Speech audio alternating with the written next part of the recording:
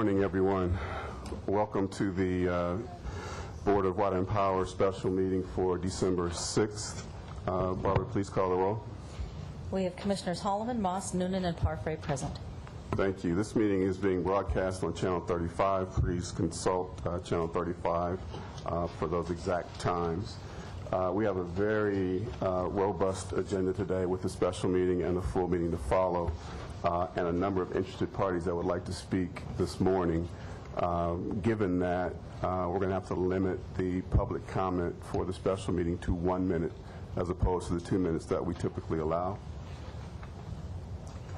With that, let's have the first item of public comment. Okay, item number 1 is opportunity for the public to address the board, and I do have a few cards.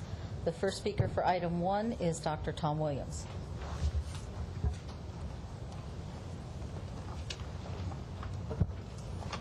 Dr. Tom Williams, LA 32 Neighborhood Council, DWP liaison for our Neighborhood Council. I'd like to thank the General Manager for a very open discussion this last weekend at the Los Angeles Neighborhood Council's Congress Coalition. It was very informative. However, we also are concerned about policy.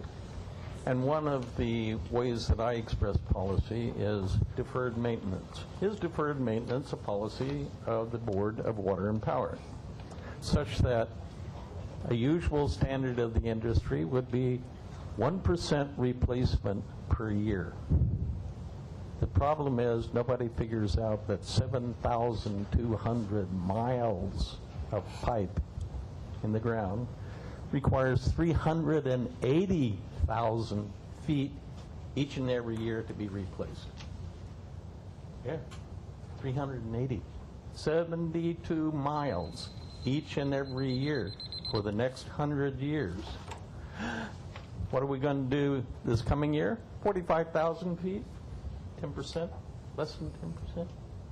So we have a basic problem. Is the policy of the Board of Water and Power deferred maintenance to the extent that it's replacement on one in every 200 years, one in every 400 years?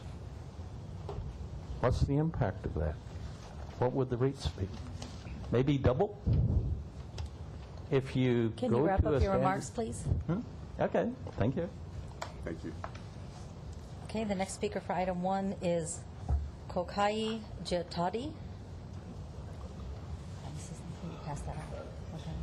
Hello, everyone, and Yes. thank you so much for your leadership, Board of Commissioners of the Department of Water and Power, and Ron Nichols, the great GM for this department. My name is Kokai Kwaji Tahiti, and I represent Repower LA, which is a broad-based coalition of stakeholders in the city of Los Angeles working to put Angelenos to work while also reducing our dependency on coal and making it a more modern and greener utility. And we have some of the representatives here in the room from our coalition, if they can stand up and just show that. And today we just really want to come here to thank the Department of Water and Power for its leadership, along with IBEW Local 18, in launching the Utility Pre-Craft Trainee Program. We believe that this is a very crucial step towards not only improving our environment, but also putting people back to work and being the economic engine that we all know DWP can be. We've had some great events around the city that Mr. Nichols has attended, along with his staff, our Benjamin, and others. And we thank you for your support as we engage stakeholders around the city. We've submitted a letter to the commissioners just kind of detailing some of the great accomplishments that we've had over this year. We've surveyed nearly 10,000 people in the city. We've had community meetings with over 500 folks. So we've really been doing a really, we think, an outstanding job over the last few months of engaging residents and really changing the framework of the conversations around not what DWP shouldn't do, but what can DWP do proactively to become the modern and greener utility that we want it to become. And so once again, we just stand here in solidarity with the work that you guys are trying to do. And we look forward to working with you in the coming year to find solutions, critical solutions to the utility in ways that creates jobs, makes it a greener utility, and also saves people bills on their money on their energy bills. So we look forward to working with you, and we look forward to a very prosperous and successful 2012. Thank you so much on behalf of Repower LA Coalition. Thank you. Okay, that was the last card for item 1. We can now move on to item 2 on the agenda. So item 2 is the RPS Policy and Enforcement Program. We have speakers, Yes. 13, I believe. Probably a little more now. I just got another one handed in. Okay, please remember to keep your comments to 1 minute or less, given the amount of work we need to do today. So call the first speaker, please. Okay, the first speaker for item 2 is Dr. Tom Williams, and after that, Alice Druffel. Dr. Tom Williams, LA 32 Neighborhood Council. Just a couple of things. First is, where's the geothermal in this report? There's reference to the word geothermal once, 2 pictures, but geothermal is the only way you can get off coal. If the policy is to get off coal, where's the geothermal? And the map on page 8, there's no provision for current geothermal. There's no map of what the future of renewables will be, including geothermal. On the other side, where's the in-basin solar panels? One of the problems is there's no counter permit for building and safety to come to DWP for a 3 to 5 kilowatt unit on my house. It will cost me $50,000 just to get the engineering done in order to get my house approved by building and safety before the panel's even considered. So I'm quite concerned about in-basin solar panel electric production in LA City and LA Basin. Thank you. Okay, the next speaker is Alice Druffel, and after that, Michelle Gakarkian. Good morning, Board of Commissioners and LADWP personnel. I'm Alice Druffel from California Interfaith Power and Light. We work with the faith community on energy efficiency and education. And first of all, thanks to LADWP for being the first utility in California to meet the 20% RPS standard. We especially thank Mayor Villaraigosa and Aram Benjamin for helping to make this happen. Just 2 quick items on the enforcement program document for RPS. One on the buckets, page 6. Buckets definitions and compliance requirements need to be the same for all utilities. Otherwise, we'll have a huge amount of different flavors of RPS compliance products.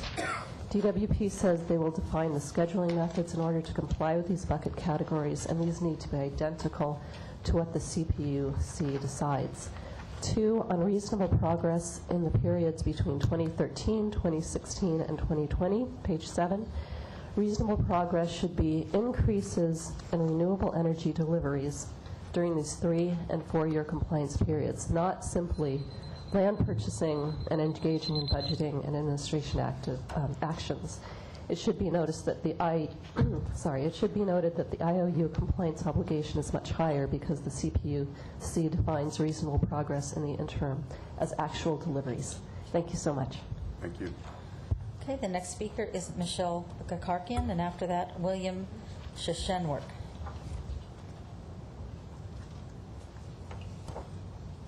Michelle? No, okay.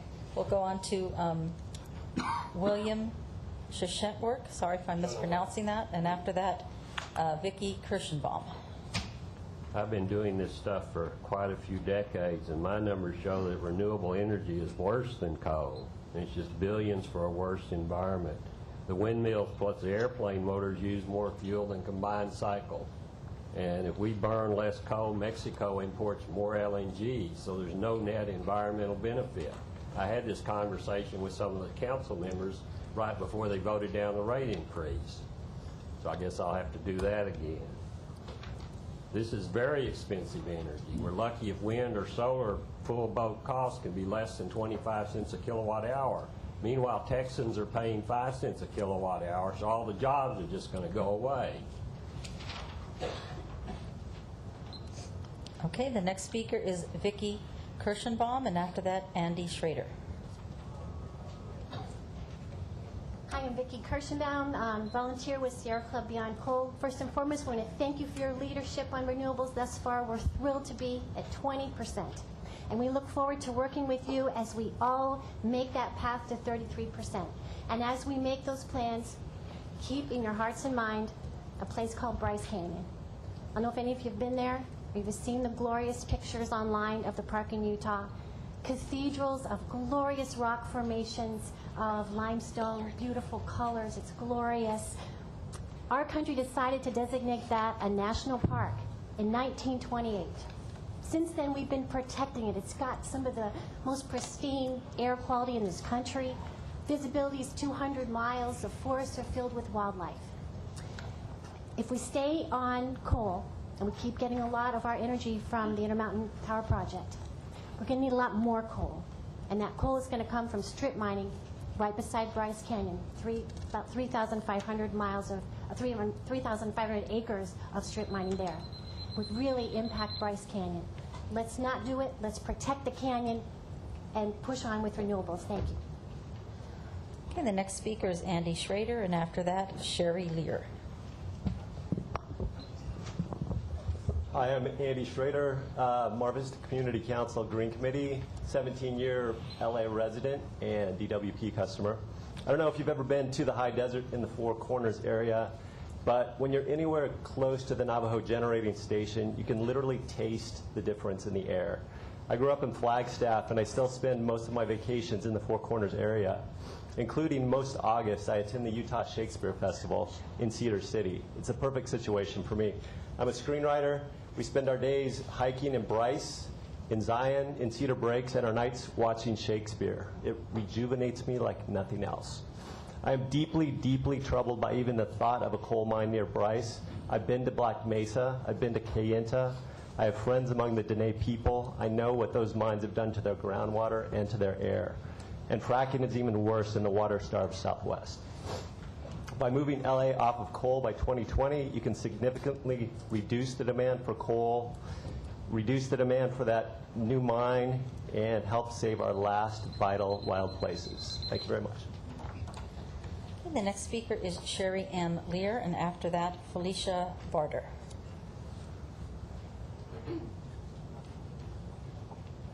Morning, my name is Sherry Lear. I'm a resident of San Pedro. I'm also a lawyer. Right now, I'm sure you're aware we have a city council runoff race coming up in CD 15. Both candidates have endorsed getting Los Angeles off of coal by the year 2020. I'd like to see Los Angeles move toward the future. I'm here today. I took time off of work, very concerned because of the proposal to have a strip mine less than 10 miles from Bryce, which I've been to. I know it's a national treasure.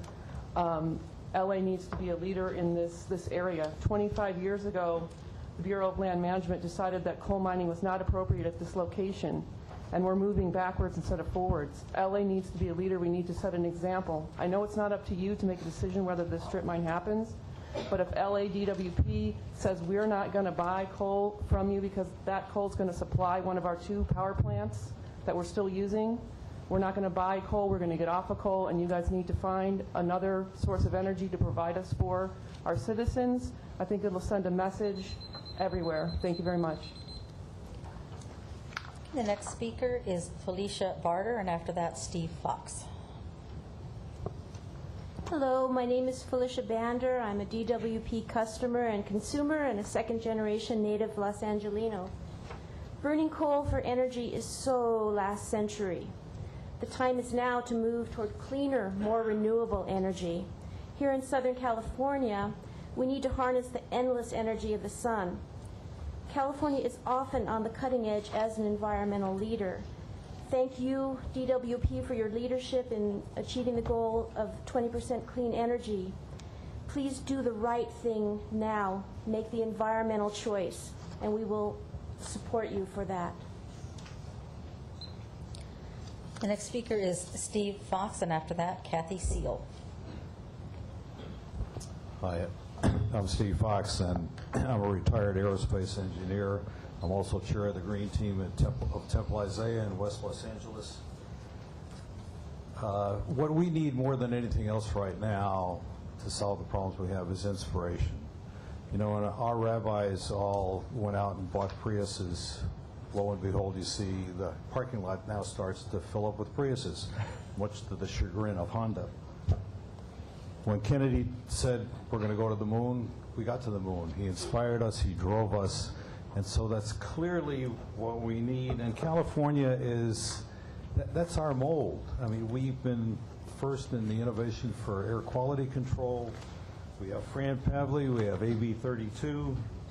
So we can do this, and there's an enormous number of problems for which we need this inspiration and leadership. I mean, there's water scarcity, there's running out of fossil fuels, air pollution, global warming.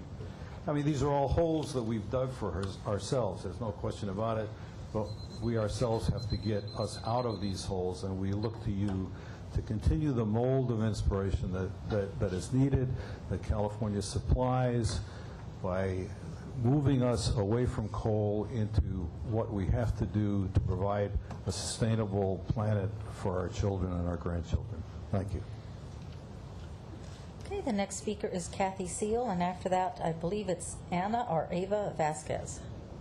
Hello. I'm a DWP ratepayer. I'm also a mother, and I'm also with the campaign, the Beyond Coal campaign of the Sierra Club. As I said, I'm a mother, and what I do for a living is I'm a journalist and author. I write books about how to raise children to be successful learners. So why am I here today? The reason I'm here today is because coal, when burned, emits mercury. Mercury is a fetal neurotoxin. We're telling pregnant women to eat fish, but they're ingesting mercury, which harms and damages the development of their children's brains. We really have to stop using coal here. LA cannot be responsible for damaging our children's future. So, I thank you for the 20% of renewables that we've got so far, and ask you to please move quickly forward to getting off coal by 2020. I have with me, and would like to use the minutes of the folks with me, 3,000 petitions that we have gathered asking to stop the expansion of the Alton coal mine. Please listen to the voices of these 3,000 people who would not like the DWP, who would not like their city to participate in encouraging the use of coal.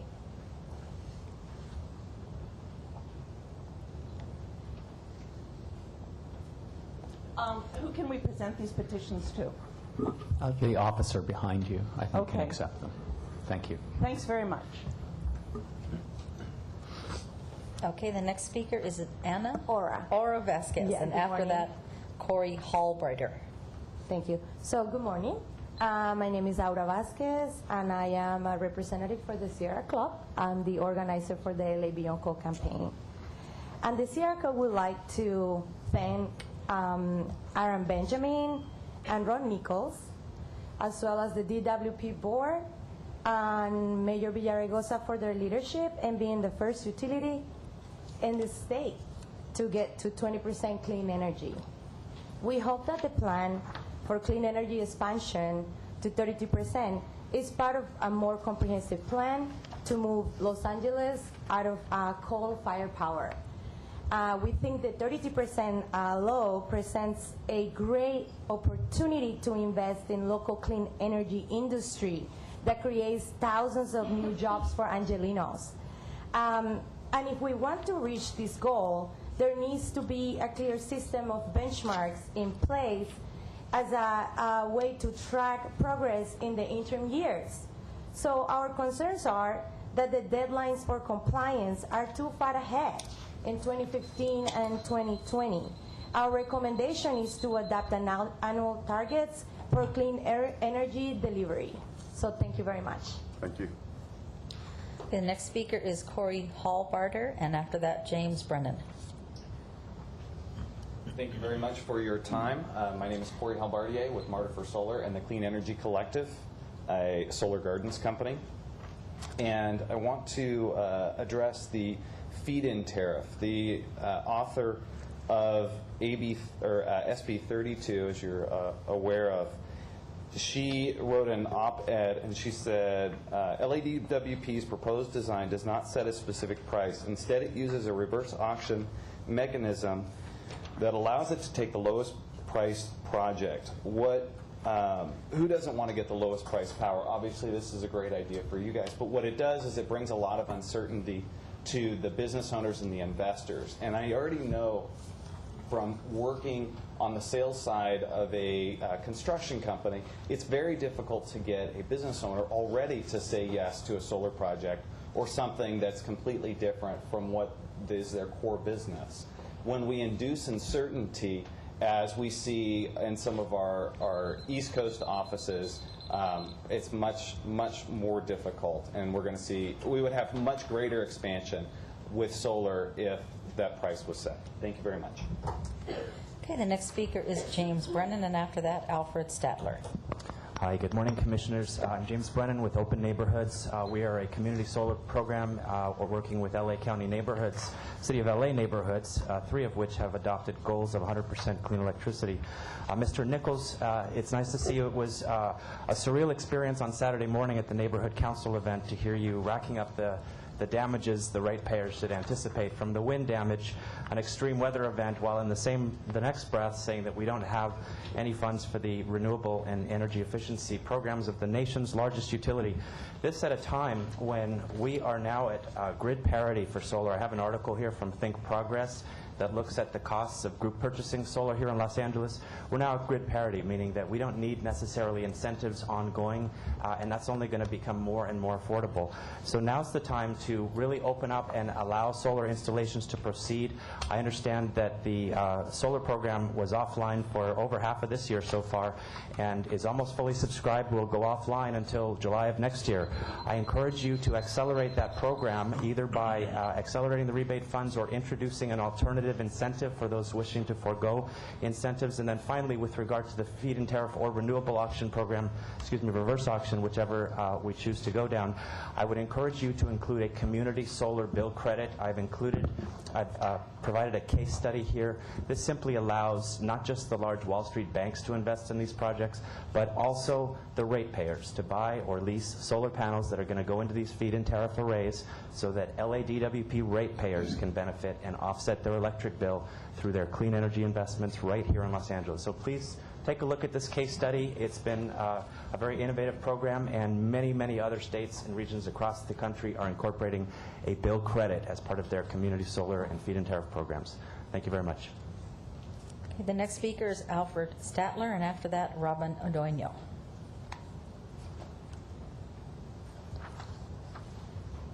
Hello, thank you very much. I actually live 1 block out of the city of LA, but we're all in this together to a great extent. I want to thank you again for reaching 20%. One point that hasn't quite been made yet is with decentralized power, especially rooftop solar, and a smart grid, that we would be able to come through something like the windstorm event in somewhat better shape if people were able to have their own power right on their own roofs, and with a proper switch over to be able to at least have power for themselves. And again, that needs to be, I realize, proper switching so that you don't have any risk of endangering the linemen who are working on the system. But that would be one other benefit of rooftop solar in the area. And of course, once you've got your rooftop solar installed, you're not going to have further increases in bills. So I urge you to move forward with solar as much as possible. Thank you.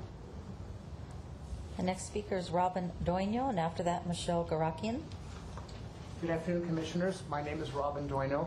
I'm a member of the ECAR Temple and a proud longshore worker in ports of Los Angeles and Long Beach. I encourage the Commissioners to see the jobs element, the value of having the solar panels be on as many rooftops as possible. Anything that can be done to encourage that would be to our benefit. And of course, I celebrate Bryce Canyon. Getting off coal only makes good sense. Thank you. Okay, the next speaker is Michelle Garakian, and after that, Tony Wilkinson. Good afternoon, Mr. Nichols, Commissioners, Mr. Benjamin, Ms. Pasquette. In 2008, the mayor announced that he wanted to see 150 megawatts of feed-in tariff instituted before 2020. In 2009, Senator Negretti McLeod announced that she introduced a bill, SB 32, which LADWP has 75 megawatts allocated to it. the DWP has moved forward in instituting a feed-in tariff. However, we want to see a more robust feed-in tariff. Specifically, we'd like to see 75 megawatts instituted by 2014, and the mayor's 150 instituted by 2016. This will allow the city and ratepayers to take advantage of declining federal tax credits. Further, we want to make sure that the feed-in tariff that you guys are going to be doing is going to be a fixed price to allow certainty for not just developers, but also for ratepayers. We also want to see a more streamlined application, not something that's 60 pages, but more along the lines of about 7 or 8. And further, we'd like to see a more robust energy efficiency program. We'd like to take it from $50 million in this budget cycle to about $100 million. This is the first line of defense in helping to conserve and reduce energy use in the city of LA. Thank you very much, and have a pleasant day. Okay, the next speaker is Tony Wilkinson. Good morning, Tony Wilkinson, Memorandum of Understanding Oversight Committee Chair. Something you can't solve today but is related to this proposal is I'm really proud that we're committing ourselves to keep the achievement that we have made at 20% renewables through the next 2 years, 2012 and 2013. It's wonderful to see all my friends from the environmental community out here. I talked about all the other forward-looking things that the department is doing and is incorporated in this proposal and commitment.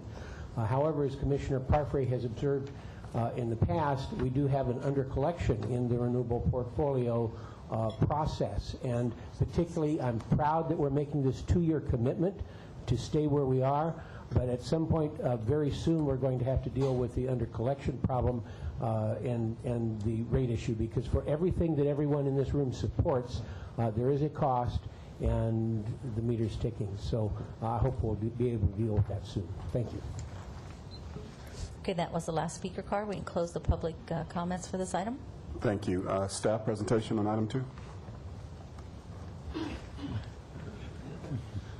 And get the PowerPoint going.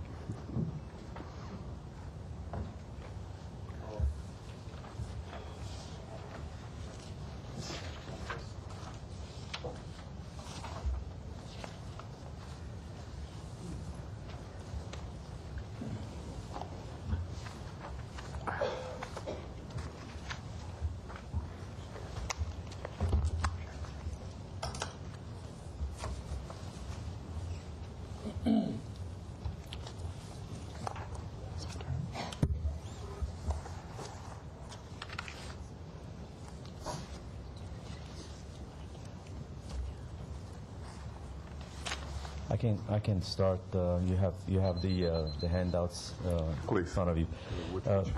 Your 1 minute just expired. I'm done. All right. This is the renewable portfolio RPS policy. All right, windmills. It's right there. That's it. Sorry. No, Different windmill. look at this one. Okay.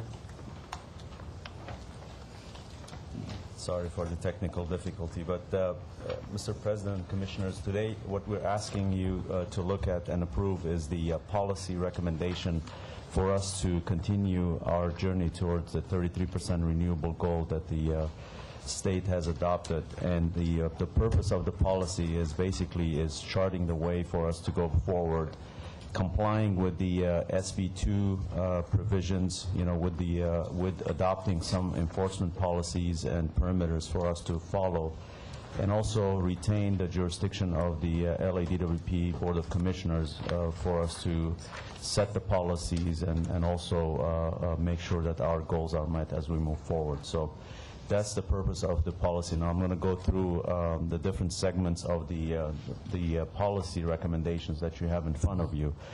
Again, the background of it: in April of 2011, the Governor Brown signed the Renewable Energy Portfolio Standard Law, which is SB 21X, that kind of mandates the publicly owned utilities to follow a certain percentages as we move to 33% by 2020. A lot of the cities around us, the publicly owned utilities, are complying with the regulation, which requests the publicly owned utility governing bodies to adopt a policy by January 1 of 2012. And the city of Azusa, Banning, Burbank, Glendale, they're all going through the same approval process as we speak, having their governing boards adopt a policy similar with some modifications to the ones that we're presenting to you today. On page 3, what the percentages that we have in front of us. Okay, we have the slides here. What this slide shows is the compliance percentages as we move through the compliance periods. You see at the X on the board there. Between 2011 to 2013, we want to maintain 20% renewable percentages. And just a definitional clarification here, we've always had the policy of saying 20%, and what we meant by that was that the content label that we issue to our customers was that at the 12-month prior to that compliance date, that the average for our renewable is at 20%. It's not an instantaneous measure of the percentages at that month. So it's an average calculation of the 12-month period that ends at the end of the year, calendar year, and that percentage that you see there is basically going to follow existing policy that we have in place, which means that our label content is going to say 25% renewable by the end of December 31, 2016. And our content label in December 31, 2020 will say 33%. And there's a variation to the recommended formula that the state put out, and let me just explain the difference between what they've put up and what our policy will do. The formulas that was put out there was basically a very accurate calculations of, for example, on 2014 compliance, the percentage was 21.7. So the retail sale of 2014 times 21.7 is an accurate calculation for the end of that year. And it kind of gives the appearance that you have many points to measure as you progress. But in our recommendation is that the policy that we've adopted already does that 12 times a year. We have a compliance reporting that we are going to come to the board and show the board every month how we're complying with those months, because as the content label are going to be calculated, we have to be, some months we're going to be below 20, some months we're going to be above 20. For example, the first period, the average of those 12 months are going to be the 20% calculation. So we are going to be reporting to the board on a monthly basis. So this appearance of having many points where compliance are measured, kind of we're kind of going over that as far as reporting on a monthly basis. But this gives us a uniformity on the policy of adoptions that we have today and how we're going to move forward. The next slide talks about eligible renewable energy, and we've put out there some of the resources that are under the classification of renewable energy, biomass and biodiesel being one, digester gas for Hyperion and any other landfill gases, and the aqueduct, the small hydro at 30 megawatts and below are considered renewable. Geothermal is in there, solar, wind are also in there. And in our integrated resource plan, we've balanced based on our needs on all these renewables and how they would be a fit for our system. And we've identified different buckets that we would fill as we go forward in order for us to have a balanced portfolio moving ahead. The next slide it talks about the eligible the resources. The strategy for us is that we are going to follow the procurement process that we had in place. We are going to have RFPs out. We are going to have the least cost and the best fit that meets our portfolio going forward. We are going to utilize local renewable energy programs, and our integrated resource plan has identified the SB1 and the feed-in tariff goals that we have put in place, including energy efficiency, demand response, and many other ways for us to make sure that we're maximizing the resources that we have within our city control. The ownership procurement was something that our existing policy had, pursuing 20% of our RPS goals, by owning 40% of those resources. The new policy is going to put us at 75%, either owning or option to own, and at the end of the 33%, we are going to be owning half of the resources outright for us to maintain and operate. This is something that's a little, it takes maybe a little bit more explanation, but I want to go through it so make sure that the listeners and everybody understands on the way we're approaching these buckets is for us, because we're balancing our own system. We want to make sure that our policy is always towards procuring resources that are in our control area, which means bucket one is our priority for us to have resources that are within our bucket. But understanding that as we pick up the slope going towards the 33%, we're going to have some of these other means for us to make sure we meet the compliance requirements, and that puts us in bucket two, meaning that we can generate outside our territory with the idea that generation is firmed and it's shaped and it comes in as a scheduled resource towards our area, and we absorb it into our system as a shaped resource coming in. The third bucket is something that's a deviation from our current policy. We always had a policy of having the renewable energy credit bundled with the energy, and our policy did not allow us to take credit for any energy that has not been delivered to our system.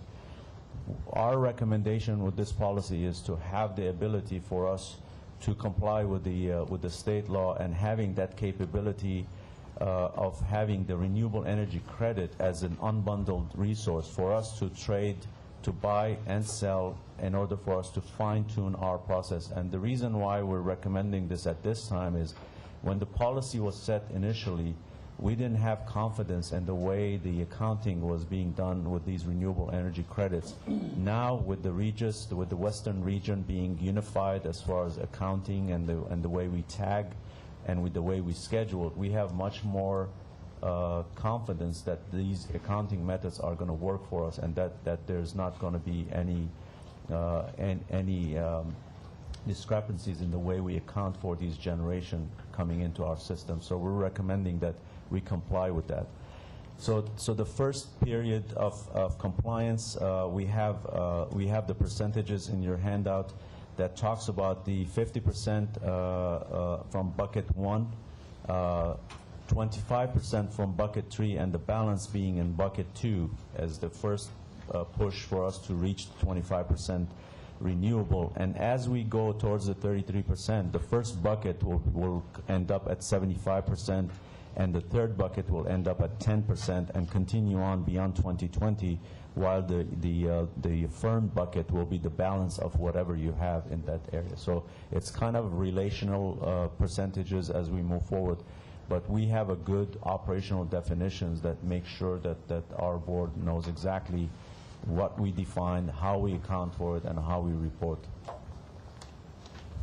The next slide gives you an idea on the transmission systems that we are going to have renewable energy come to our city, and it shows the Pacific intertie, the DC line that we currently have resources coming from the northwest area. We have the STS, which ties the coal plant in Utah coming into LA, and currently we have 300 megawatts on that line.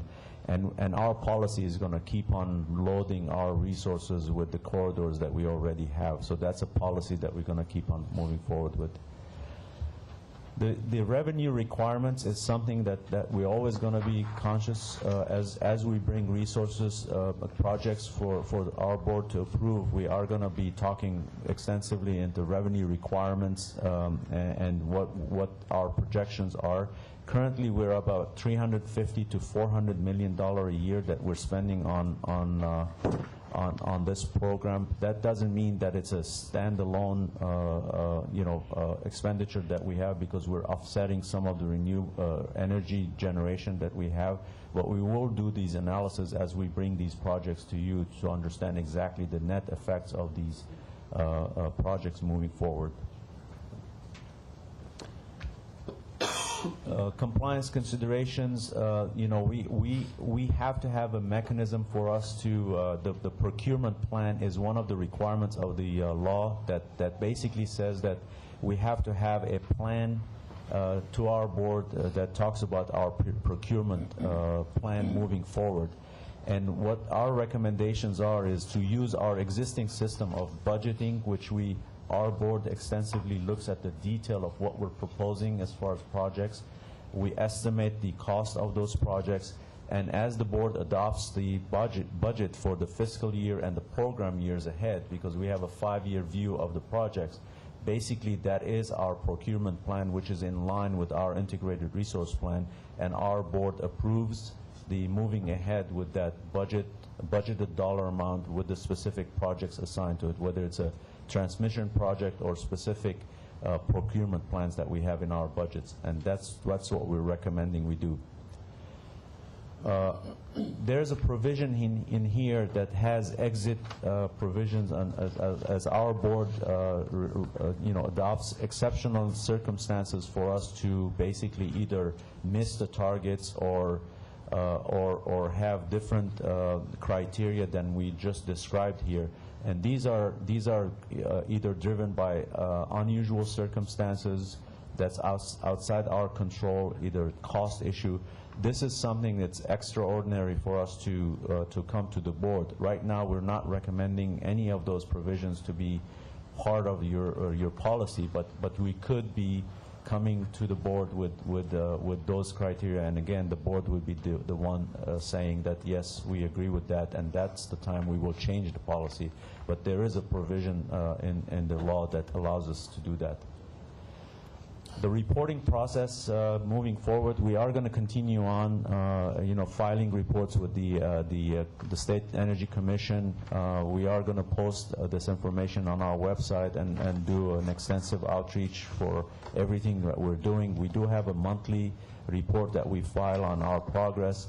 We also want to comply with the 30-day notice of the any changes moving forward with the policy, whether it's enforcement or taking exception to the targets, that we will put notices out there, and we will do additional outreach before we get to that point. And the power content label, like I said, it's in line with the policy that we have today, and we're going to continue on complying with that. This is the part where I talked a little bit about the renewable energy credit and why we need this flexibility in there, because of the operational needs and everything that we have to do to make sure those targets are met. This gives us flexibility for us to comply with those targets, and it will allow us to also monetize some of these renewable energy credit if we're long on some years that we have excess that we could monetize, so we can kind of levelize our cash flow moving forward, make sure that we're not having a bumpy profile going ahead. And that's the end of my presentation, if you have any questions. Thank you, Aaron. Any questions from the commissioners? Commissioner Parfrey? Thank you, Mr. Holloman. I wanted to ask about the last piece that you were talking about the RECs, and in our compliance document that we're submitting, do we talk about how we might be selling some of our renewables if we're long in producing them? But Mike answered that. My name is Mike Webster. I'm responsible for the renewables program here at LADWP. And so RECs do bring some benefit to DWP. And if we find that we are long, because it's a tremendous hydro year coupled with a tremendous wind year, and we find ourselves long compared to the targets, we would have the ability to sell those RECs to others who are a little bit short. And the revenue that we generate would then help lower the cost of our renewables program. And the opposite obviously is true, too. If we find ourselves short, we may be able to more quickly make up that gap for the minimal cost possible. So in the compliance document, could you point to where it's noted that we plan to pursue that strategy? And while you're looking, I'm looking at page 7 of 8 of the RPS policy that we're planning to submit under our name as a board. And I would prefer, as the slideshow pointed out on, let me bring up that slide, on slide, well, it's 2 slides back, they're not numbered. That begins compliance considerations. One more. Under exceptional circumstances, is it possible in the document that we're submitting to the state to insert that language under exceptional circumstances? And so I'm looking on page 7, Mike, and about halfway down the page, it reads, in accordance with the PUC section 399.30 D2, the board may adopt conditions. So is it possible to insert the language, the board may, under exceptional circumstances, adopt conditions, and repeat that phrase for the next 2 paragraphs as well? That would be my request to the other commissioners as well, is that we insert that language. Commissioner Parfrey, Randy Howard, Director over Power System Planning and Development. The reason we didn't put any of that language in is obviously it's in statute today. It is allowed for this board to make that consideration. At this point, we didn't feel we have any exceptions that we'd like to take, but we wanted to make sure that you were aware that if there was a need, the law did grant us the authority to bring back to you that opportunity to make an exception. And that exception could be to say, because of this condition, we weren't able to fulfill our obligations. Now, you can take that, but it's the California Energy Commission that then judges that against the compliance criteria. And they might have a different finding. They might take your decision and say, I don't find that to be sufficient to not give you a violation, and then seek penalties. But just to clarify, that is our intention, and we will take that and we will insert that in there. Thank you, Aram. I appreciate that. And then I just wanted to ask a clarifying question. Are other MOUs, municipally owned utilities, are they also having the same document that they're generating? And are they setting essentially the same targets? Have we talked to the other SCAPA partners, and do we have a sense of what kind of targets they're pursuing, what kind of buckets they're going to be placing their sort of portfolio under? Do you have an assessment of how they're pursuing this? Right. We have not a final assessment, but a preliminary assessment. Some of them have gone forward to their boards. Some are in the process of going forward to their boards. But there really is a mix of how municipal utilities are viewing this. Some are viewing that when the state law said December 31st, 2016, that's what they meant, December 31st, 2016, and that's the target to hit 25% or 33%. Others are watching what the CPUC is really just in discussions on right now, and modeling based on where they think those discussions are going, which is more of an averaging approach, which means if they're averaging at 22.5%, they may never hit 25%. And so we are taking the stand of following the legislation as it is written. Others are taking a stand that they're going to watch what the PUC is doing. But if I can comment, Commissioner, it's like I mentioned, the profile of what they have to deal, for example, Burbank or Glendale or any other, it's way different than the profile that we have to deal with. We also have to deal with some of the major issues we have, the ones through cooling, the coal replacement, and other transmission issues that they don't have to deal with. So when they come up with a compliance mechanism that fits their system, that doesn't mean they're right and we're wrong, or so. It's just a different way for them to get to the same point with different methods for them to measure themselves. Thank you. That's all my questions for now. Thank you. Commissioner Moss? Yeah, hi. I have a couple of comments.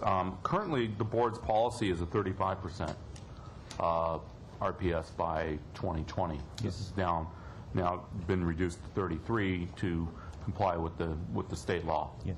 I'd like to suggest that in Section 3, number 4, where it says for each calendar year after 2020, LADWP will procure sufficient electricity products from eligible renewable energy resources to achieve a minimum of 33%. I don't want the policy to be construed as once we hit 33, we stop. I think we owe it to ourselves and to the ratepayers to have a policy where we're going to go as far as we can possibly go in RPS and keep the rates affordable. So I'd like to add that into the, and suggest that to the board. Also, I'd like to add in the reporting section, which is Section 10. Oh, by the way, Commissioner Palfrey, I think Section 11 has the rec buy and sell information. Yeah. But on 10, under reporting, I'd like to also put in the requirement that we do get the monthly reports, which have been ongoing. Yes. But it's not in the policy. I'd like to see it in the policy as well. And that's it. Relative to the minimum of 33, Aaron, is that doable from your perspective? Yes. And operationally, that's how we've been saying, is that 33% is complying with the law, but our system might end up 30, whatever the numbers are. The system is going to drive the percentages, because at the end of the day, we have to balance all these resources coming in, and minimum 33 is the law, but we could end up somewhere different. It might, if I could address just one issue, and I think the city attorney will want to weigh in on this, is that SB 21X requires approval of our enforcement plan by December 31st of this year. I don't know if there's going to be another board meeting to bring this back, but there may be a mechanism to address these recommendations so that we are directed to incorporate them and the policy can be approved with these very clear recommendations. Subject to changes as recommended. Right. I think that's what we want to do today, is make these changes and approve it. Very minor wordsmithing on this. I don't think it needs to come back. I think we can do it today. The motion will be subject to those minor changes. Okay. Which is what I'm looking for now. I would like to make the motion to approve item 1. With the recommended changes. With the amended changes, please. Thank you. I second. Great. All in favor? Aye. Aye. That passes unanimously. Thank you. Thank you. Item number 3, we have 2 speaker cards, I believe? I have 3 speaker cards. 3 speaker cards now. Okay, the first speaker for item number 3 is Dr. Tom Williams.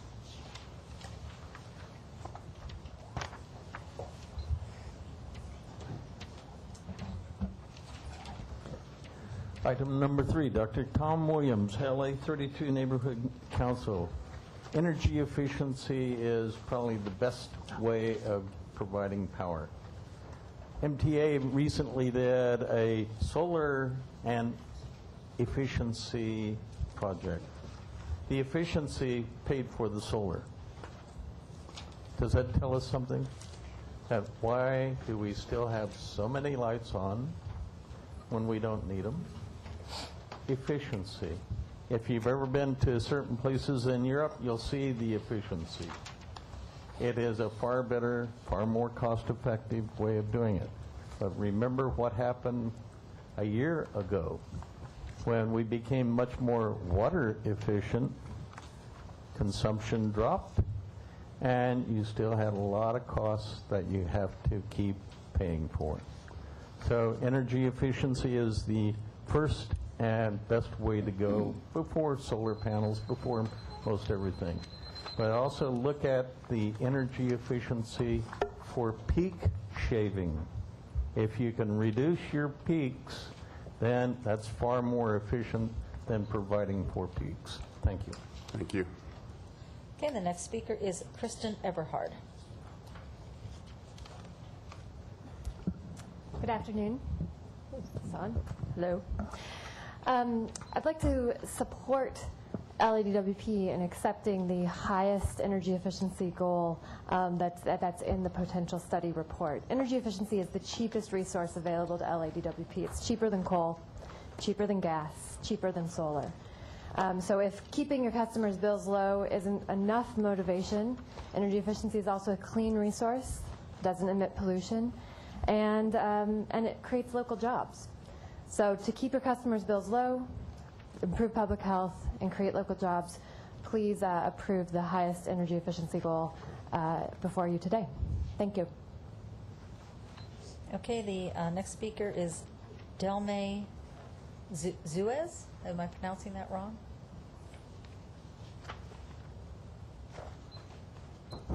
Good afternoon. My name is Delmi Ruiz, and I represent SALEF, the Salvadorian American Leadership and Educational Fund. We educate young people and parents to become good citizens, and also scholarships and mentoring programs.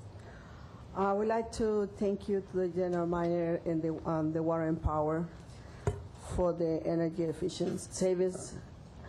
Thanks to this program, we were able to educate more than 5,000 people in the community regarding to how to save water and electricity. With this, I can see how much the community could contribute to save water and to have more awareness to take care of the environment. I hope we can continue with this type of programs, and thank you for your good work. Thank you. Thank you. Okay, the next speaker is Tony Wilkinson.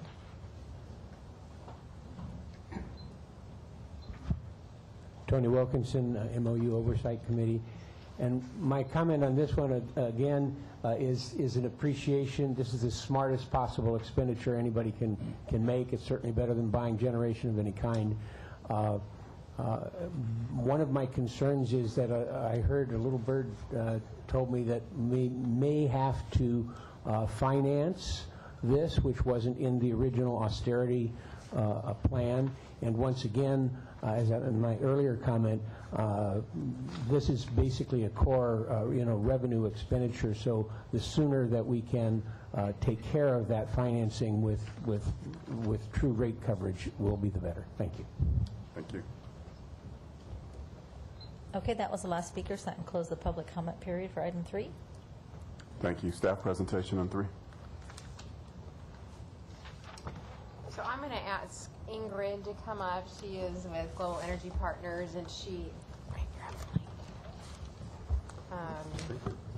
led the external review and prepared the potential study for the board, which is being passed around right now. We have extra copies of the presentation for the public.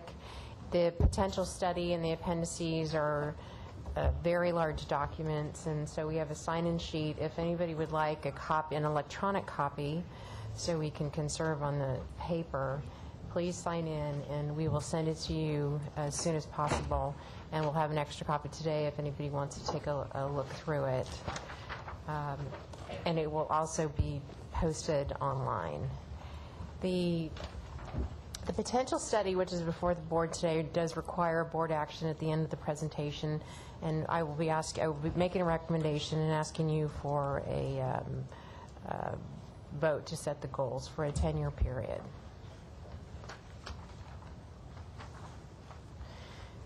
What we're going to talk about today is the energy efficiency progress that we have made in the past few years, and looking ahead, the progress we expect to make. We're going to talk about why it's important to continue the department's commitment to energy efficiency. Ingrid will go through the potential study, which is what their firm prepared, and then we will talk about, beyond the potential study, what's achievable and what the recommendation is for the board today. Energy efficiency is one of the smartest investments we can make as a department and as a city. Customers save money, most importantly, by using less energy. It reduces the amount of overall energy that Mr. Benjamin and his team have to procure and develop. And that's both with our traditional generation, which is fossil and hydroelectric, and some of the newer generation, renewable generation, which you just heard about. It also reduces the city's carbon footprint by displacing fossil fuel, and it avoids some of the fixed costs in the capacity area, transmission, distribution, and other pieces. And one of the most important things it does, this program by design creates local jobs. The investments that we make through our programs, then our customers make through their own measure installations are, by design, local jobs, and they create local jobs. I want to underscore the point of energy efficiency being one of the lowest cost resources that we can have in our portfolio. If you look to the left, the average cost of energy efficiency today in the program is about 4 cents. The gas-fired generation cost is about 7 cents a kilowatt hour, and the average cost of our renewable portfolio going forward is going to be about 12 cents. I do also want to make another point that as we do the comparison, this is generally an energy cost comparison, and what isn't always captured in these cost comparison, and it's the footnote on the bottom, is the fixed cost of capacity, which is an additional benefit to the energy efficiency. Is the decoupling cost part of the 4 cents, Lorraine? The decoupling cost is part of the 4 cents. I think I'm looking at it wrong. The decoupling cost is part of the 4 cents. I will double check that and get back to you. And just for fullness, what about a coal-generated kilowatt hour? It's about average 3.7 to 4 cents. Okay, so it's less than the gas fires. Yes.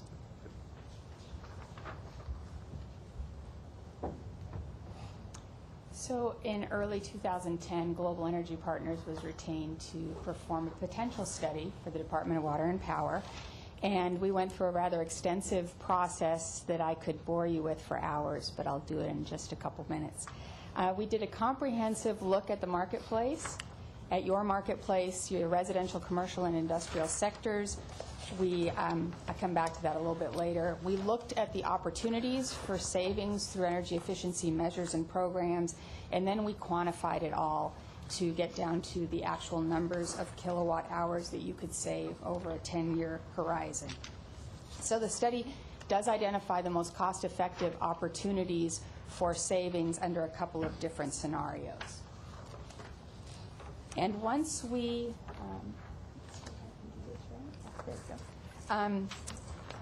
the study provided an independent assessment. We took all the information that we obtained from various sources and stepped back and looked at the marketplace to come up with some case studies or some scenarios. And then we took another step this year and looked at the specific circumstances here at DWP in terms of avoided costs and budgets, and refined some of those estimates to fit more with the current situation. And that's being used in the development of targets and the recommendations that will be presented later. So energy efficiency programs in general are affected by a number of factors. And on the left-hand side of the screen, you'll see that basically, first we look at what's available out there in terms of savings, what do customers want and need, and then who can provide those savings. And that's in a more broad brush look at how we think about programs. And then for any specific client or area, we look at the particulars. What's the budget situation? What's the composition of the budget? What are the staffing levels? What are the priorities in terms of peak shaving versus annual energy savings? And what other forces are in motion that can support utility programs? So all those things come together in defining what is the trajectory for savings in the future.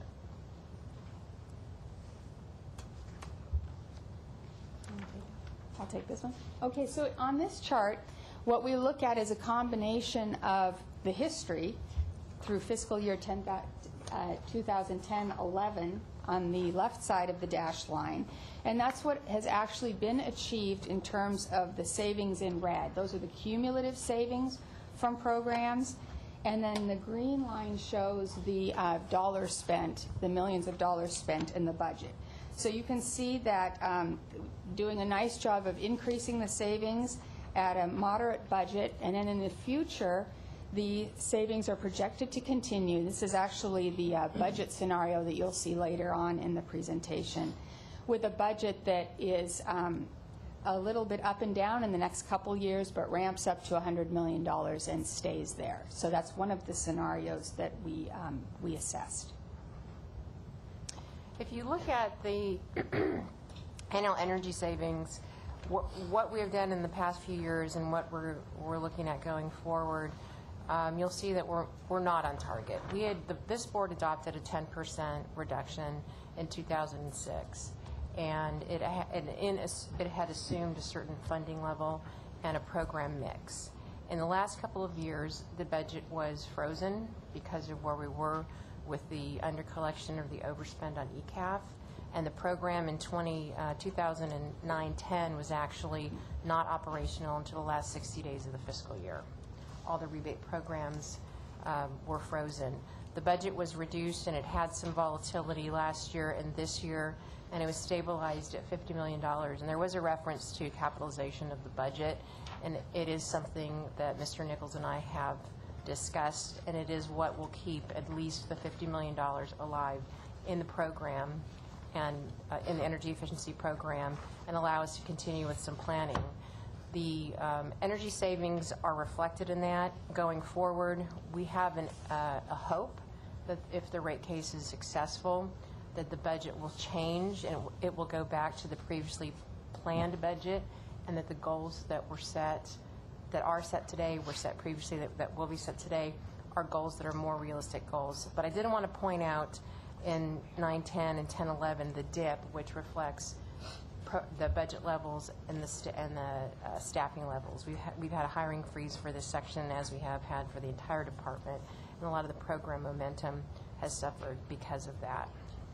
Well, why do you jump up in 11-12? Well, my hope is this year our budget's stabilized. We have actually had pretty wild swings month to month, and one of the things that Mr. Nichols did when he came in was stabilize the budget. Energy efficiency is a priority for the department. It's something that is, as the general manager, one of his priorities. We all put our heads together, including with Ms. Santilli, to determine what type of funding we could dedicate, and we're going to refocus. And my hope is, as early as the first quarter of next year, we can assume a higher budget. What we're doing, basically, is the team is planning two parallel programs. One is the budget as is in the financial plan today, which is fairly anemic for our size. And the other are programs that can be funded on a more permanent basis if more revenues come in. What we did as a gap measure in the last year is take some of the ERA grants that came in through the city, the DWP share of them, and create new programs through pilots to test our internal capacity, to see what the customer interest is, to see if there was sort of LA City market acceptance, and in the hopes of having a more, and also to get the kinks out of the programs. We also kept some programs alive through ERA money, and then the hope is that we can hit the ground running if we do have funds. It's hard when you don't have program momentum, the marketing, the staffing, the mechanics, the internal processes to ramp, but my hope is that we'll be able to ramp very quickly.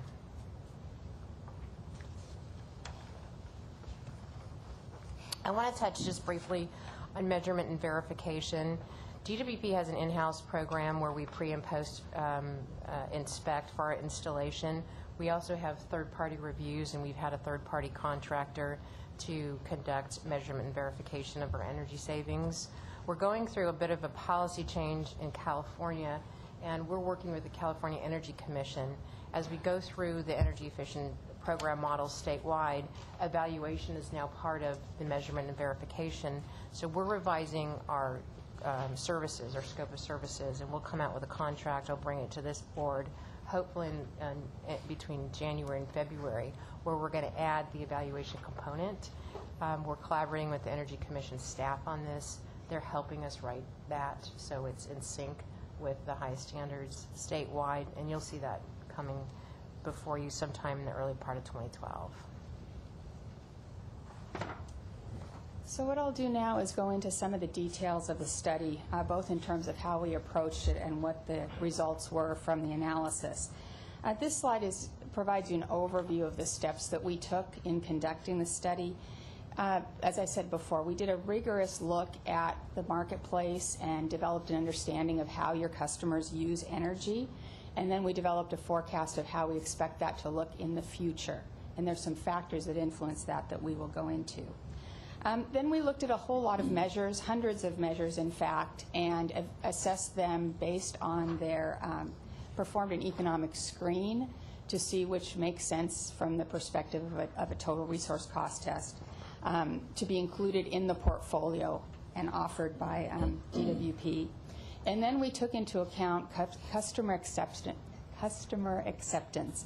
What measures are customers more interested in and less interested in? How are they likely to adopt those over time?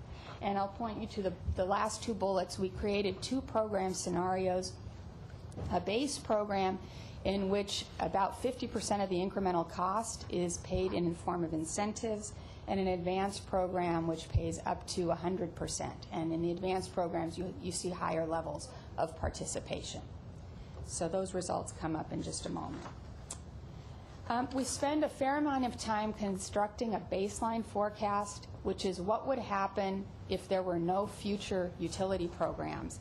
But it also takes into account what's happening with customer growth, what's happening with building codes, and what's happening with appliance and efficiency standards.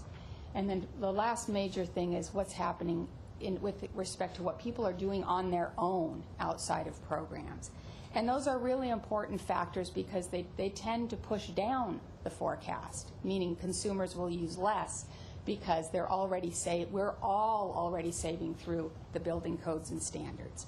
So all of those things go into our baseline, and that's the starting point for looking at programs. May I ask, did you take into account behavior change that people may embrace in terms of how they actually operate their own homes? We did not take, I'm trying to think, we did not take those into account. Okay. So programmable communicating thermostats are in there, if that counts, because they may program their heating and cooling settings, but we did not take reactions from in-home displays or things like that into account. Is DSM part of the analysis as well? Yes. Yeah. Okay. So some of the things that will affect the baseline forecast I already highlighted. It's those codes and standards and customer growth. But these on this slide are things that basically push that forecast down. When the economy is slower, electricity sales are lower. When there's technology innovation, like heat pump water heaters or LED lamps, that creates savings. Televisions are kind of a mixed bag. A couple of years ago, demand went way up and usage went way up, and now it's on the way down because the units are more efficient. And then, again, the standards, particularly lighting, is having a significant impact on what we expect future electricity use to be. So looking at the results of the forecasting exercise, you'll see the three sectors and then the total. All three sectors are growing at roughly the same rate over the 10-year period. It's about a 1% growth per year, a little more, a little less, depending on the sector. The trajectory isn't quite the same from one sector to another, but over that 10-year period, it's roughly consistent. It's not the same everywhere in the U.S. that way, but it is that way here, and it's what we would expect. And a 1% growth these days is actually a moderate growth rate. Okay, here now we get into some of the details. First thing I want to highlight is the relative size of the three sectors. The commercial sector is by far the largest sector in the service territory, followed by residential, and then industrial is relatively small. The commercial sector is dominated by large offices. This is a downtown area, so an urban area, so that's what you would expect. And therefore, you have the uses you see in large offices, the main ones being interior lighting, cooling, and ventilation. Those are all opportunities for savings because they're the largest uses. In the residential sector, again, we're seeing the influence of the urban setting, a lot of multifamily homes. So the big uses are appliances, interior lighting, and electronics. And electronics includes TVs and PCs and all related gadgets. Cooling is relatively small here because we're dealing with the large multifamily market and the mild climate that we have in California. And then the industrial sector is relatively small in absolute terms, but you've got some very large customers that account for that. And as is typical, motors are the largest use in the industrial sector. That's air compressors, motors, pumps, fans, all fall into that category. So with that background, let's look at the bottom line in terms of the savings that we project could be achieved over the next 10 years. And again, we're looking at the base program and an advanced program and kind of an unconstrained view of the world. So after we take all those factors into account, the codes and standards and the customer growth and the naturally occurring conservation, we estimate that over the next 10 years, it's possible to reduce the load by between 6.5% and 8.5%. And it's typical that the savings are larger at the beginning of the study period, where we're pretty sure of what the things are that you can do right now to make those savings happen. So you see savings in the range of 0.8 to 1.2%, and then still ramping up, but at a lesser rate as you go closer to the 10-year time period. So even in the more aggressive case here, we're seeing savings slightly less than 1% per year. But given that there's already so much happening with naturally occurring and codes and standards, that's still pretty healthy savings. Okay, on the next slide, we see the savings quantified in terms of peak demand. So at the time of the system peak, you actually will also see substantial savings, and on the order of 4.5% to 6% of the peak 10 years out into the future. And that's in the range of just under 300 to close to 400 megawatts, which is a decent-sized power plant that you would be offsetting just through the actions, the energy efficiency actions of putting in more efficient equipment. I just want to bring to your attention that the slide you were just referencing did not appear on the screen. There it is. Oh, sorry. So. Operator error.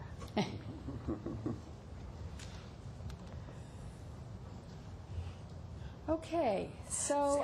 That actually is an important point to underscore. If you look at the peak energy savings, I'm sorry about not being proficient with the pointer. If you look at that bottom graph and you look over to the right, you see that under the advanced program, the potential peak energy savings are 372. And just to give you some sense of relativity, and Aram's probably better to provide this, or Randy or Mike, we're looking at the Haynes repower, and we're looking at some of the quick start units that are going to be developed for that plant. And I believe those are about 50 megawatts each. Is that right, Randy and Mike? 100, so 600 total. So this is roughly half of that, which is significant. Thank you. So recapping, on the left side, the left pie chart shows the breakdown of electricity use currently among the three sectors, and the pie chart on the right, so the commercial sector is the largest, 57% of total sales. And on the right, you see the share of savings, cumulative savings in 2019-20. So the commercial sector, of course, accounts for the largest savings. You'd expect that, but in a disproportionate sense, and that's coming mainly from lighting, cooling, and ventilation, as we talked about earlier. And as Ingrid mentioned before, because we are who we are, the City of Los Angeles, the density, a lot of the large buildings, this is even more so the case for us in our service territory. And I did want to mention earlier and forgot that when we look at your baseline, your use today, the amount of electricity that is consumed per customer today in your service area, this is a big city, and big cities by nature are more efficient in terms of the use per square foot or the use per household. Add on top of that it's a large city in California, which has these aggressive building codes and also its own appliance standards. And finally, that we have the mild weather. This area is already efficient. So there's more to be saved, there's no doubt, but it's not going to be the big percentages you might see in other parts of the country. Okay, so we did the look at the base program and at the advanced program and wrapped that up earlier this year. And in the last few months, we've come back and looked at what's really possible given the circumstances at the Department of Water and Power today. And so we looked at the budget situation, the current program portfolio, the results of the study, and put those things together in another analysis, and Lorraine's going to talk about the details of the program. So this is beyond the potential study, and we're getting into the recommendations and towards the end of the presentation. And as Ingrid said, looking at where we are today and what's in the financial plan and the programs that we tested through the ERA fund in the previous year, the programs we have tested that have been a permanent part of what we manage, and what is recommended in the potential study. On the residential side, we're going to continue with our consumer rebate program, the refrigeration, recycling, and low income. One of the other points that was reinforced to us is we do have a disproportionately higher number of low income customers in the city of Los Angeles. And so maintaining the refrigerator exchange program is important. We added this year the low-income weatherization. We picked this up when one of the local contractors declined because of the large scale of the program and the amount of money to manage. And we created, with our partners in the power system, a new program and provided an additional benefit for some of the low-income residences. This is part of what we'd like to see as a permanent complement to the program going forward. We also have a whole house approach that's new, rebates and audits for high-end users, some of our Tier 3 customers. We would like to add residential lighting next year because it's another area of potential savings.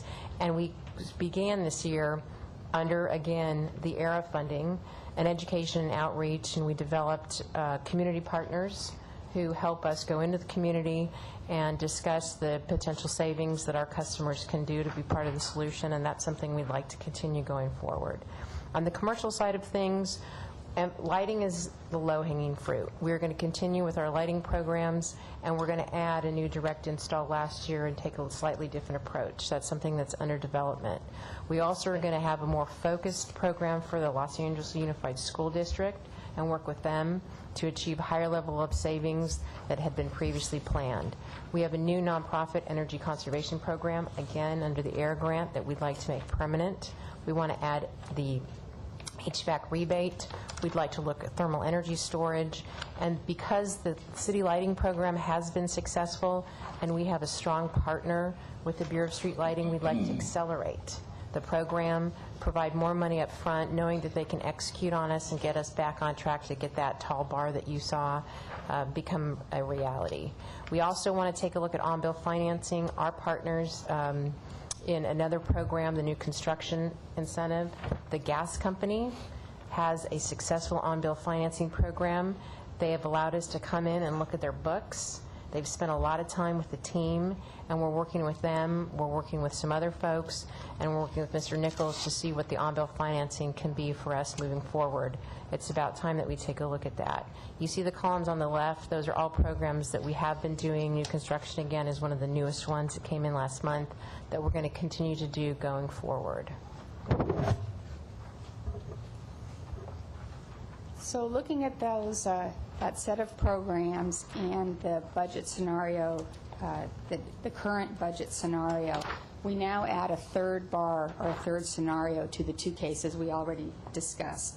So the base program and the advanced program, and that's where the savings are broken down by sector. And then on the right, you'll see the budget breakdown. So the savings we achieve are slightly less than the base program, but at a cost also that's less than the base program.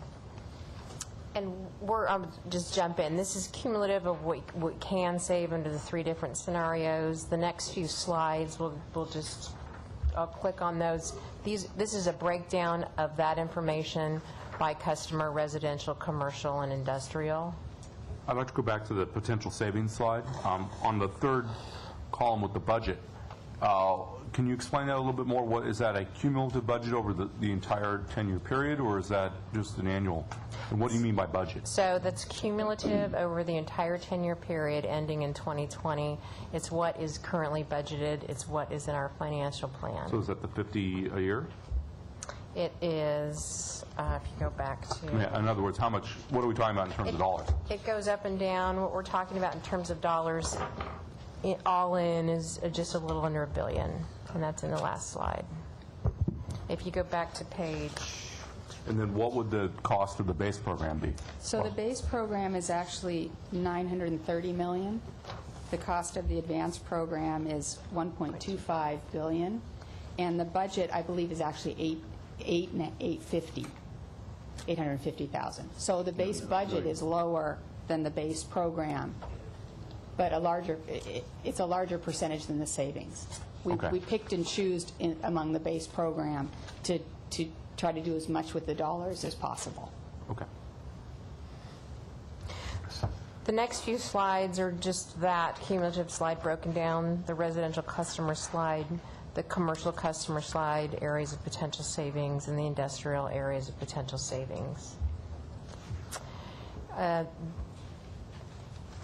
The column on the right, the 10-year annual savings plan, is the collective recommendation of the team. It's the advanced program.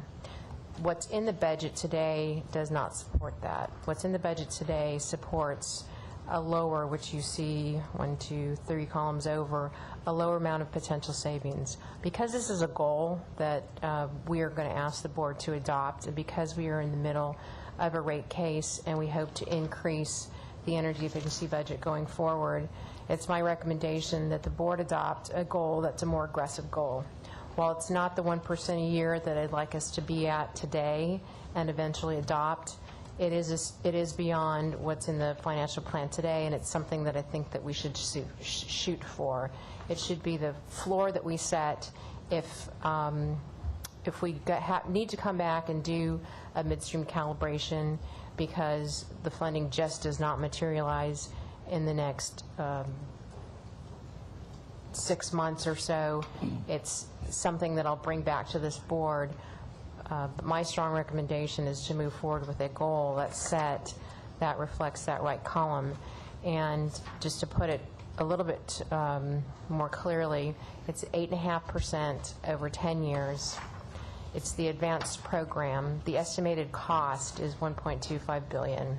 The base program, which is somewhat related to the financial plan, it's what is likely to be supported by the current budget and financial plan, is around 6%. It's around $93 billion. That's it. Before we get into, if I could indulge the commissioners a moment, I'd like to just make reemphasize some of the comments that were made here because I think it bears repeating. We want to ramp up our energy efficiency program. We're not doing what we should be doing for our size, for the position that we hold in the industry, for those things that are most cost effective to help us meet our renewable energy requirements and to meet state policies as well as our own. Our energy efficiency program has suffered in the last couple of years. We have had, I don't need to tell you, we've had, and this is not anything that I'm pointing towards this commission, we have had rate uncertainty around things. We've had difficulties, I think, in communicating perhaps properly what the implications are of not funding some of our rate levels to support energy efficiency programs, and we will do a better job of that. But to reinforce Ingrid's comments here, we live in a pretty delightful climate. I know those in the valley will say, no, it's a lot hotter over here in the summer, and it is.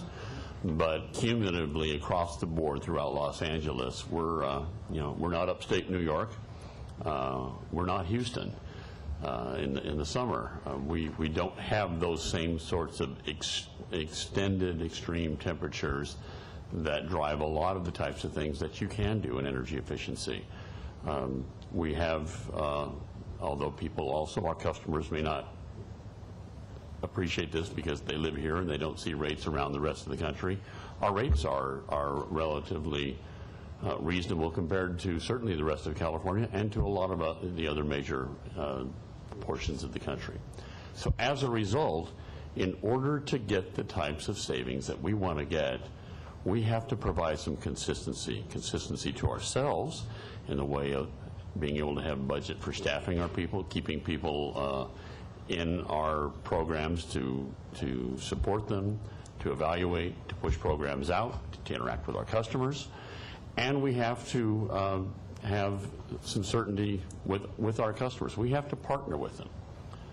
We are looking at providing rebate programs, education and rebate programs, and they, in turn, need to be able to absorb that information and invest with us, because we're generally not putting out 100% in most cases of the measures that they're undertaking. To do that, they need to know that it's not, well, here it is this quarter, and next quarter, sorry, it's gone. And then year over year, have some base programs that we can build upon, we can grow and expand those, and customers know what they can come to expect from LADWP. We're working on that. It's a part and parcel of what Ingrid and Lorraine have put together here in trying to get that budget ramped back up and continuing to move up. So you will be hearing from us more in the coming calendar year about what we're trying to do in that program. And as we work through our rate recommendations, after we heard back a lot from our customers this last summer of a lot of interest in energy efficiency, as well as renewable energy, but a lot of interest in energy efficiency, I think there's a lot of customer support for us doing these programs. And as a result, hopefully we'll be able to provide that kind of consistency and deliver on the types of programs that I think is necessary to get the types of achievements here and perhaps beyond. So with that, I'll get off my soapbox. Thank you. Commissioner Pfeffer. I just want to thank you so much for a tremendous presentation, and I'm very enthusiastic about the advanced program, and just want to thank you so much for putting this kind of initiative before us, because we really haven't been aggressive over the last couple of years, and I appreciate your leadership in getting us back on track. One of the things that I would just want to bring up as a possible addition to this good program is that I can imagine with when we get our CIS database in place, where we could send, pretty good signals to some of our customers in terms of time of day rates and tiered rates, where there could be some drivers regarding behavior change and how people use electricity in the city. And I don't want us to lose that in the conversation of just focusing in on the hardware. So sometimes there's the soft communication side that will get us some advances as well.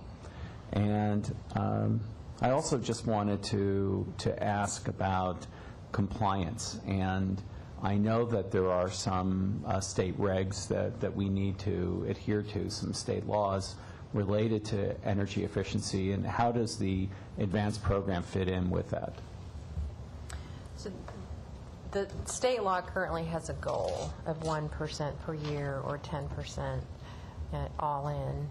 This is 1.5% less than that. I would like us to keep the 10% goal as part of the program, overall program components, but I don't feel comfortable recommending to this board knowing that what's in the financial plan now is about a 6% more than the 8.5. I think with the review that was done, I think with where we are today, that 8.5 is what is achievable today. I would like to come back to you next year and ask for 10%. I'd like to come back to you with a successful rate case and with full staffing and say, I want it to be revised and I want to go back to 10. But I don't want to mislead the board or our customers in recommending that we can achieve that. And it's something that we have been discussing with folks at the state level, and they understand and appreciate where we are. So just to be clear to our fellow commissioners, that even the advanced program that you're recommending falls shy of the state standard that's been imposed on us. That's right. That's correct. Are there penalties, or what are the ramifications of not hitting the state standards relative to this particular? It's a good question. While today there isn't a fine associated with not meeting the target, there are a lot of eyes on LADWP. We're the largest municipal utility in the country. We're the largest in the state, of course. And we're the third largest in the state of all utilities, public and private, and larger than San Diego Gas and Electric. Our funding levels don't match up to the rest. Our programs, the complexity of what's offered, don't match up to the rest because of the funding constraints and staffing constraints. There is a undercurrent that perhaps like the RPS program, like the coal transition program and others, there should be fines associated with it to force a higher level of investment. I think we can get there. We're going to have a couple of Senate oversight hearings coming up this week and next week on energy efficiency and renewable energy. And there have been informal conversations of maybe we should increase the stick portion of this. Today there is nothing. Next year it's possible, and they're watching what we do today. And could you just share with us what CPUC has mandated of the investor-run utilities in terms of energy efficiency, and also the rate adjustment that they provided to have those programs work the way they're working? I'll do my best. I haven't read through all the CPUC proceedings. I know Ingrid tracks it a little bit too. The budget, for example, at PG&E on an annual basis for just energy efficiency is about $600 million. The demand response budget is a little north of $300 million. So in total, they're close to $1 billion a year. The 3-year budget for energy efficiency for Southern California Edison is about $1.2 billion. And San Diego Gas and Electric is higher than ours, is slightly higher than ours. I think it's around $70 to $100 million a year for the combined programs. The cost recovery mechanism for energy efficiency at the PUC, I don't have, but we can get that to you. I'm not sure which rate element it goes through.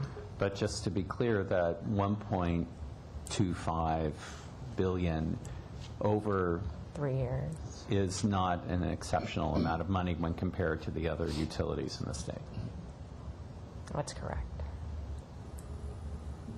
Mr. Moss?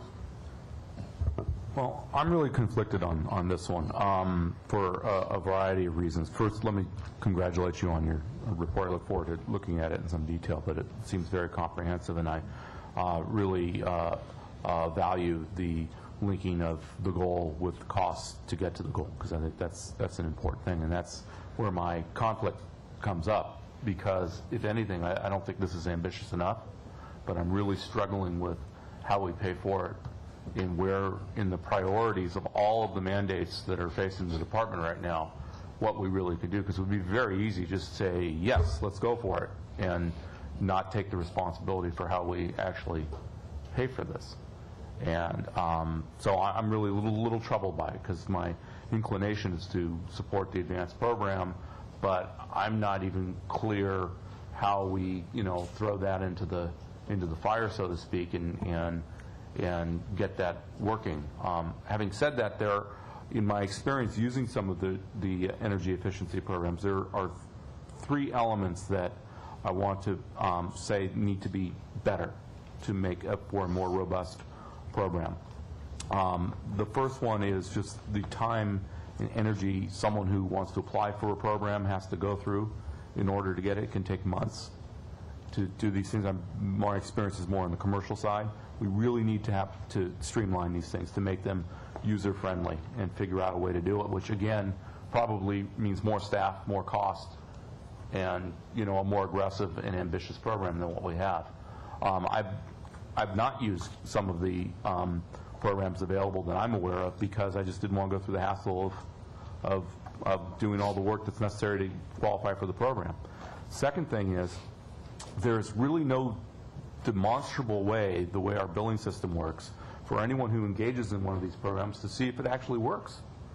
Because feedback. So my partner, or one of my partners who I work with, thinks these are all bogus, and has never seen in the bottom line of a bill, because his costs go up and down and fluctuate. He's never been able to to say, yeah, by spending $40,000 on this program jointly with DWP, I've saved myself $10,000 or $20,000 or something.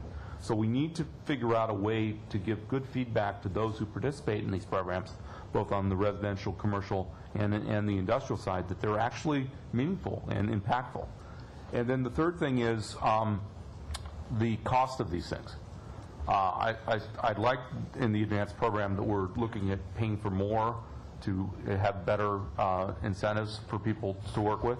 I'm wondering also if we might be able to use some of our finance abilities to maybe create a program where we can underwrite or guarantee through the private sector loans that our ratepayers might use to fund some of their own component of the costs of energy efficiency, sort of like a loan guarantee program or something along those lines. I'm just wondering if there's a way that we could do it, because our cost of funds might be so much less than what a ratepayer, individual ratepayer's cost of funds might be. Maybe there's a way we can help out on that basis too, that if it works well, won't end up actually costing the department anything, but just might enable us to use our leverage in a positive way.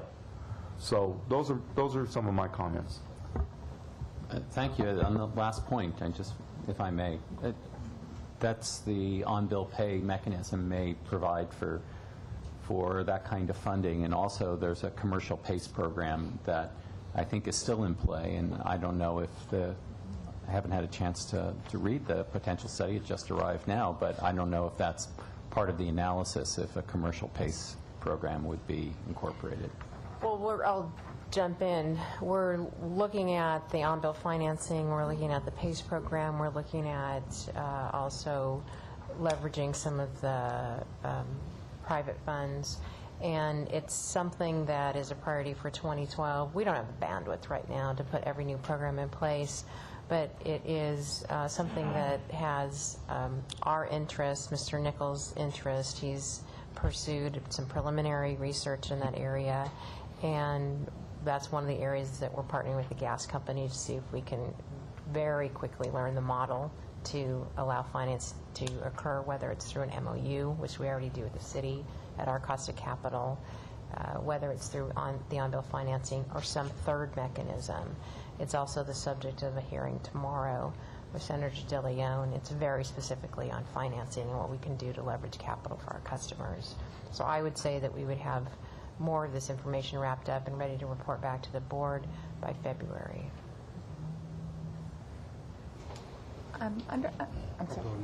Under slide 21, you outline new prospective programs.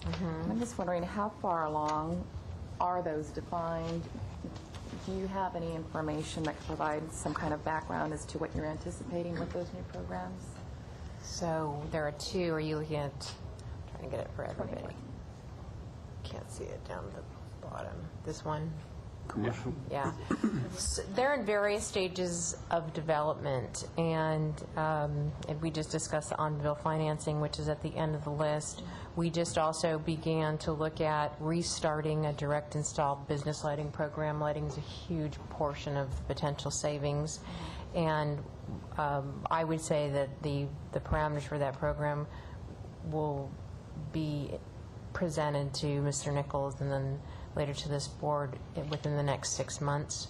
The accelerated city lighting program is towards the end of it. We're revising the MOU with the city, with the Bureau of Street Lighting, and I would say that we put the bow on that one in the next couple of weeks. So given the green light on financing from Ms. Santilli and Mr. Nichols, thermal energy storage is at the beginning phase, and I would say that'll take us at least 6 months to bring that to a presentable format.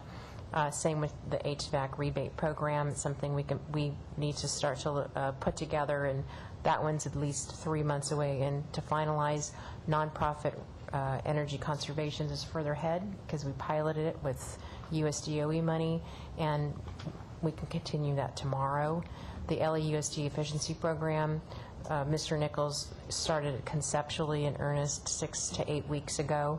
By the end of the year, we should be close to some sort of program framework for that, and I would say that we'd execute on a contract in the first quarter of 2012.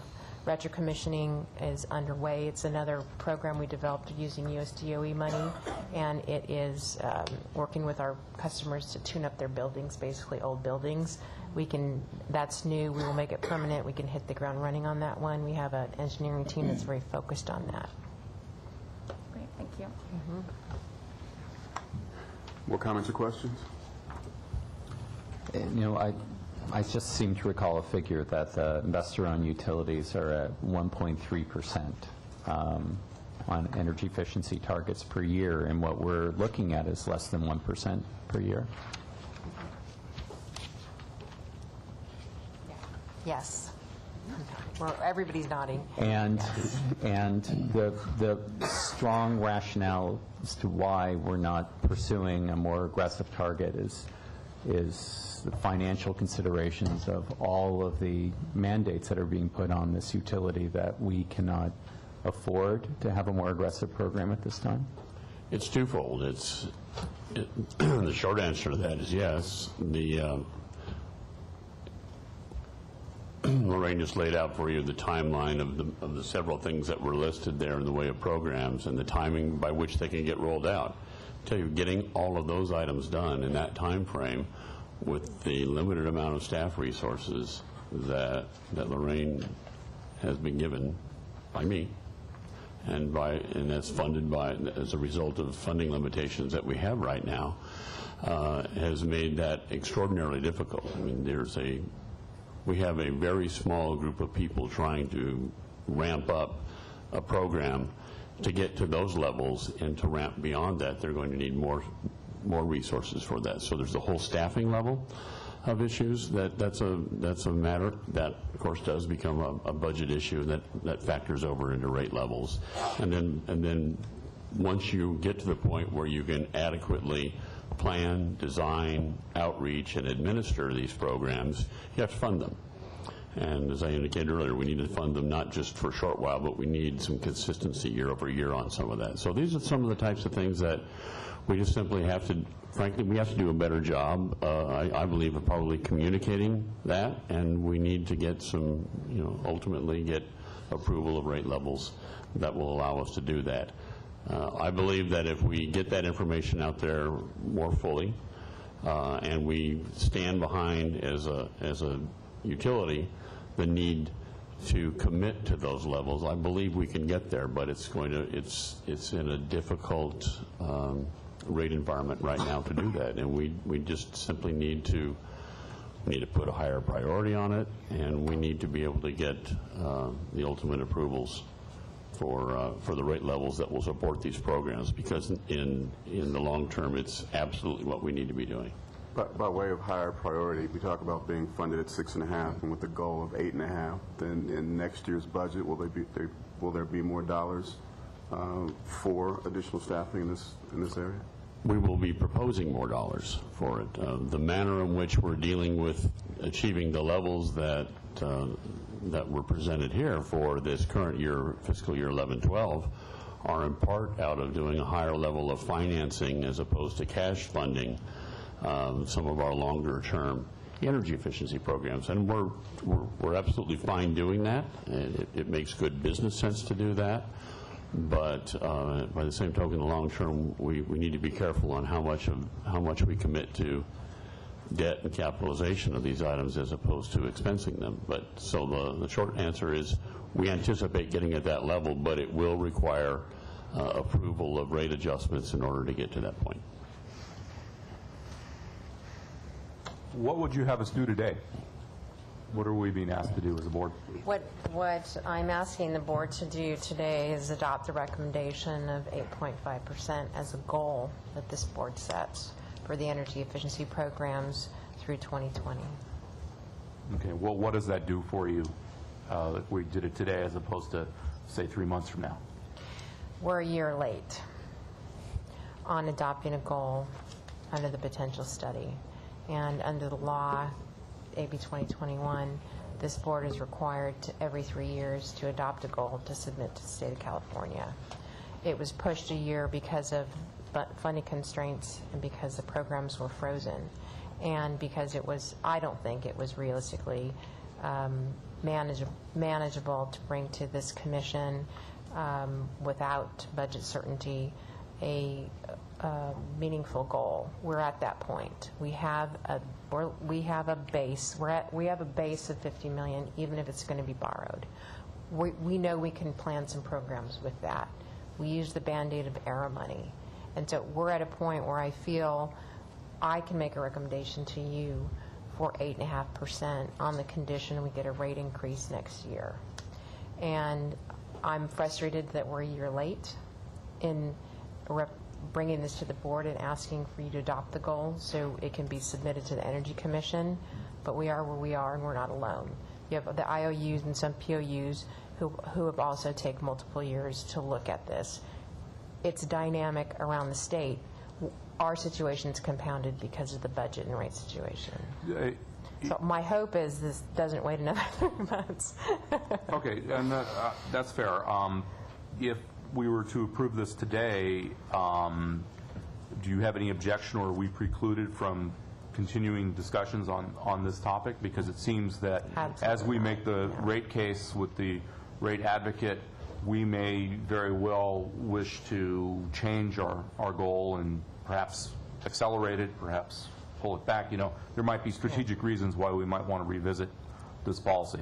Commissioner, I think that's clearly your prerogative, and we would, you know, welcome the guidance of the commission on this. But adopting this today establishes kind of a stake in the ground and a framework that we can work from now. If there's a desire, and I would hope that there is a continued desire to be, we'll be certainly coming back to you with more full descriptions of our programs and things that we would like to ramp up to show that over time. And if as a result of that, and we dig into this more deeply, the commission desires to ramp that goal up further, as long as we can have a concurrent effort of making certain that we have the funding resources to do that. There's nothing magic about a timeline and a date set today, other than the fact that we need to establish a basis, and there is a requirement to get a filing in on here going forward. Okay, thank you. A clarifying question. AB 2021 wants us to, all state utilities, to achieve a 10% savings? And we're submitting 8.5? Yes. And so can we put an asterisk? I'm hoping you do. In the words of Maxwell Smart, we missed it by that much. No, I'm serious about this. I would want to convey to CEC that we're submitting 8.5 at this time so that we can move forward, but that this board has, as a matter of policy, a desire to get to that 10% goal. So maybe a cover letter of sorts that would spell that out? I'm hoping you do. We do not want to stray from the 1%, 10%, 1% per year, 10% annually. I would love to see us exceed that. Because all it does is reduce customer bills and reduce overall utility costs. So an asterisk is welcome. 8.5 is just where we are today. And if it's the board's will, we could even come back sooner. We can come back mid-year next year and reevaluate the goal. There's nothing in the statute that says that you can't adopt an updated goal prior to 3 years. And there are other utilities in the state who are struggling for different reasons on where they set the goal, and looking at interim updates. So, Mr. Vice President, I'd like to make a motion that we approve the advanced plan at the 8.5% as policy. Thank you. Is there a second? Second. All in favor? Aye. All opposed? Carries unanimously. Could I ask just a clarification to make sure I understand some of the guidance from the board on this, that in so doing, in submitting this report, that we indicate that there's a general desire by the board to ramp that up to 10%. We will be evaluating that in the future in some fashion, in that regard, at least in the transmittal of this document. I think that's the intent of this board. Correct. I would concur with that. Right. Thank you. Thank you. That concludes the special meeting agenda for today. We are adjourned. We will take a break. The regular meeting should start, I guess, at about 1:45 or so.